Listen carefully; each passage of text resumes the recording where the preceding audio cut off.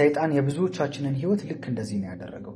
በጣም የሚገርማችሁ ነገር ይሄ ፈረስ ከዚህ በፊት አፉ ላይ ልጓም ተደርጎለት ለትራንስፖርት አገልግሎት ነበር የሚውለው እና ምን አደረጉ? ለጥናት ይህንን ፈረስ ምንም አይነት ልጓም ሳያስሩበት ዝም ብለው በእንቅስቃሴ ብቻ ልጓም እንዳረጉበት እንዲሰማው አደረጉት።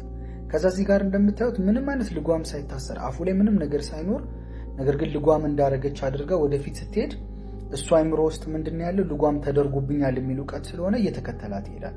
ስትሮጥ አብሯት ተከትሏት ይሮጣል። እሱ የሚያውቀው አፉ ላይ ልጓም እንደታሰረበት ነው፣ እንደታሰረ ነው የሚያውቀው። እና ኢቭን እላዩ ላይ ራሱ እንደዚህ ወጣ ልክ ገመድ እንዳሰረ ሰው ወደኋላ እጇን ስታንቀሳቀስ ልጓም እንደተደረገበት አስቦ ፈረሱ ይንቀሳቀሳል። ልክ እንደዚህ ነው ሰይጣን ያደረገን። በፊት የነበረን ህይወት ነበረ፣ በጨለማ ህይወት አገዛዝ ስር ነበርን። ህይወታችን ፌል የሚያደርገው በጨለማ ስር ስለነበርን ነው። አቅም የምናጣ የነበረው በጨለማ ስር ስለነበርን ነው። የውድቀት ማይንድሴት የነበረን በጨለማ አገዛዝ ስር ስለነበርን ነው። ጌታን ካገኘን በኋላ ግን እነዚህ ነገሮች እኮ ቀርተዋል። የውድቀት ህይወት የለንም፣ የድካም ህይወት የለንም። ሁልጊዜ ጠንክረን በርትተን እግዚአብሔርን እያመሰገንን ህይወታችን ከጊዜ ወደ ጊዜ እየተቀየረ እያደግን ከክብር ወደ ክብር እየተቀየርን እንድንኖር ነበር የተጠራ ነው። ሰይጣን ግን ያለፈ ሚሞሪያችንን ይጠቀማል።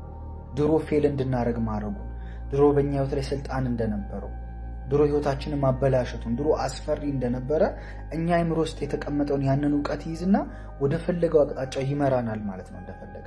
ነገር ግን ልጓሙ እኮ ተወግዶልናል። ጌታን ባገኘን ጊዜ ቀንበራችን ተሰብሯል። ከጨለማ አገዛዝ ወጥተናል እኮ፣ ባለስልጣን ሆነናል። ኢቨን ሰይጣንን እንድንረግጠው እባብና ጊንጦን እንድንረግጥ እኮ እግዚአብሔር ስልጣን ሰጥቶናል። ነገር ግን ሰይጣን እንዴት አድርጎ ነው እኛን አታክ የሚያደርገን የሚያጠቃን ካላችሁ ግን አይምሯችንን ተጠቅሞ ነው። ልክ እንደዚህ ፈረስ ልጓም ያለብን ይመስለናል። አሁንም እንደታሰርን ይመስለናል። አሁንም ከራሳችን ፈቃድ ውጪ ሌላ አካል እንደፈለገ እንደሚመራን ነው የምናስበው።